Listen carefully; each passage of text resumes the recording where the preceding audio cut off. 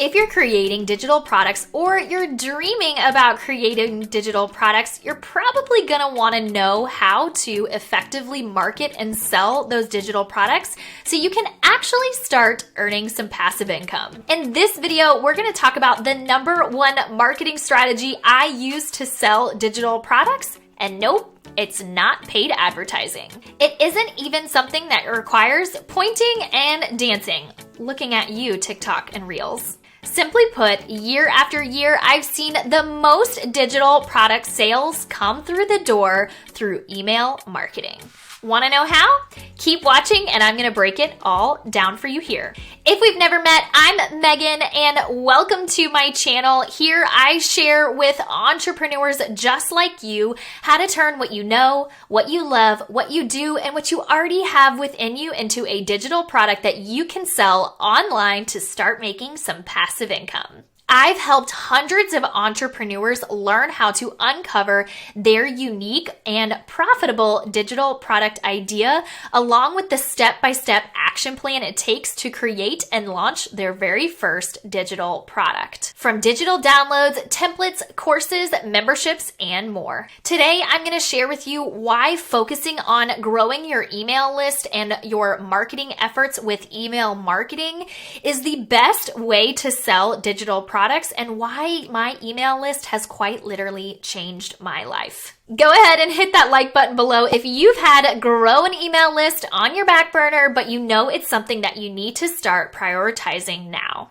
In 2019, I began rethinking how I show up online, including how I show up on each individual platform, from Instagram to Facebook, to email marketing, to my blog, to Pinterest. I really started rethinking and reimagining how I show up online. Instead of creating one piece of content and trying to sprinkle it across every platform to get people to that content, for example, say instead of writing one long blog post and then on Instagram saying, hey, I wrote a blog post, and on Pinterest pinning a pin, and on Facebook saying, hey, I wrote a blog post here. Instead of that hub and spoke model, which was really popular for a very long time and worked, I started thinking about what would happen if I actually used the platforms as they were designed and stopped fighting them to do something that they weren't actually built for.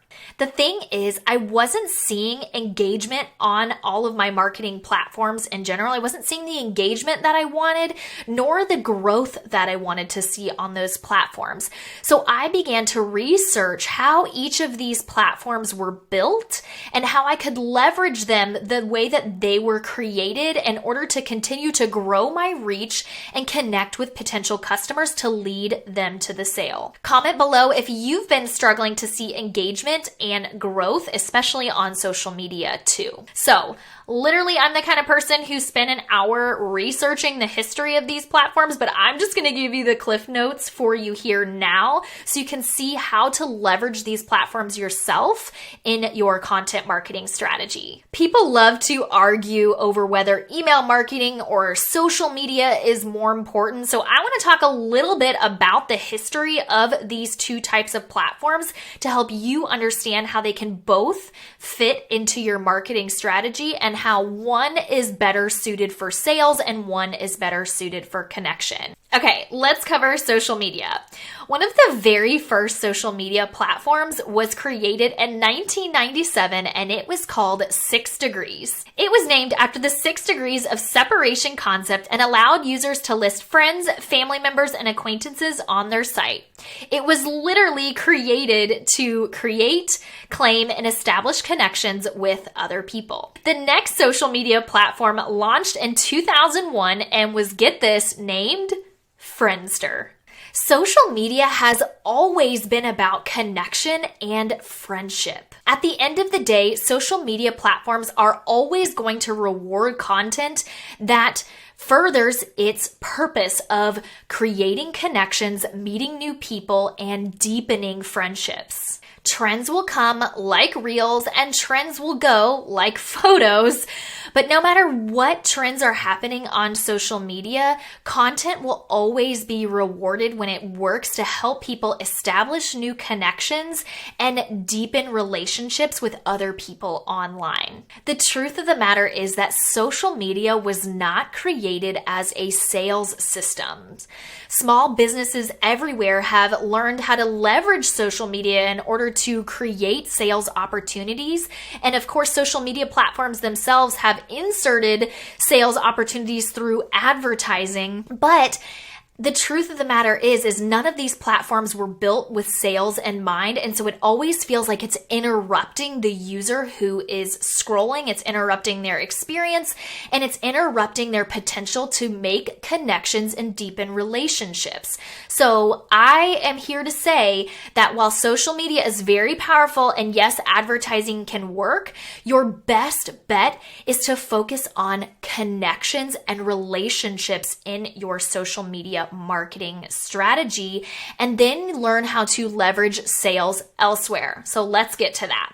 All right, let's take a little walk down memory lane and find out what email marketing was created for. The very first email was sent in 1971 by a computer programmer by the name of Ray Tomlinson.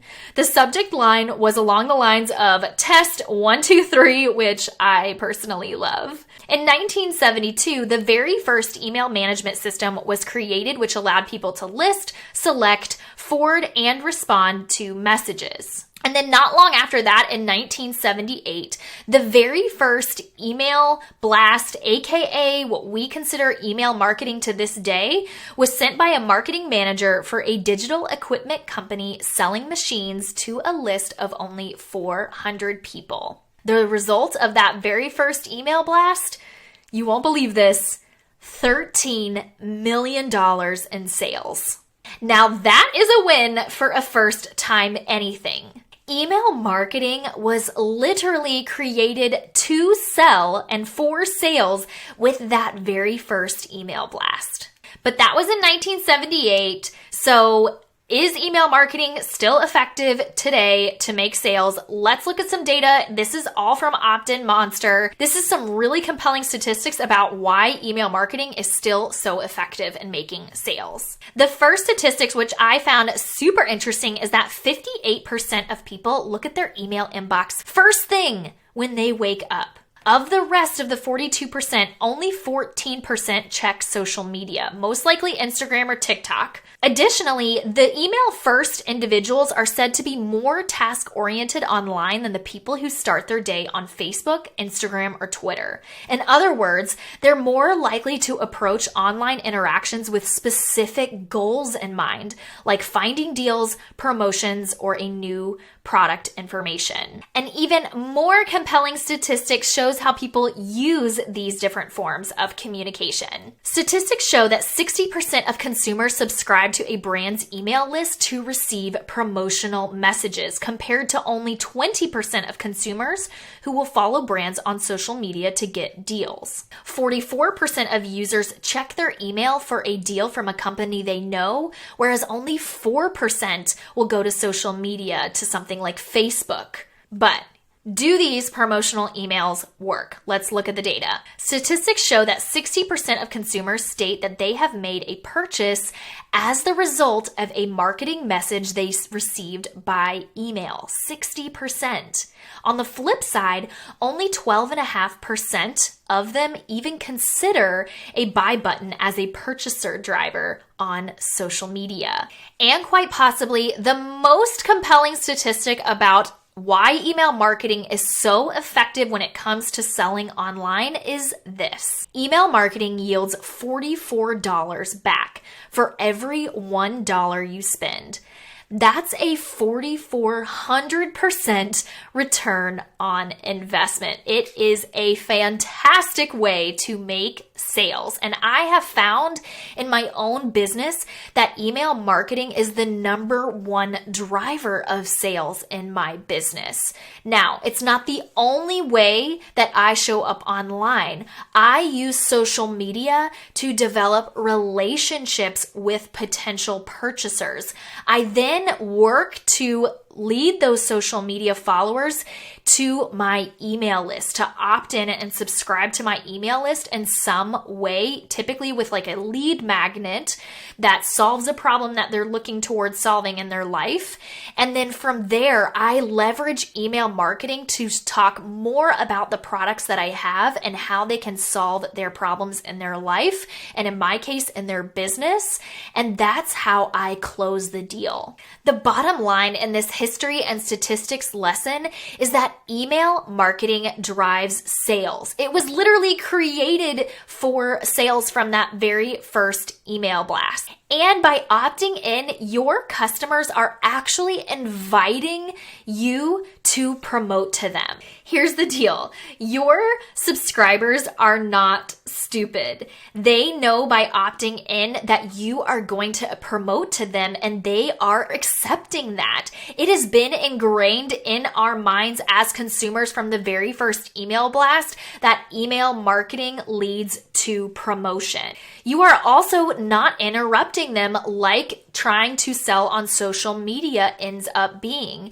You have been invited to show up in their inbox and offer what you can to help your new subscriber. So from here on out, I want you to let go of the fear that you have of being salesy and realize that email marketing is an amazing opportunity for you to show up and share about what you know and what you do and how you can serve your subscribers with the products that you have to sell online. In order to drive sales through email marketing on autopilot, I've leveraged time-tested strategies to grow my email list with simple and effective efforts like creating an opt-in that tightly aligns to a digital product that I want to sell. Then I set up an automated email sequence that first delivers the opt-in that they opted into on that lead magnet page.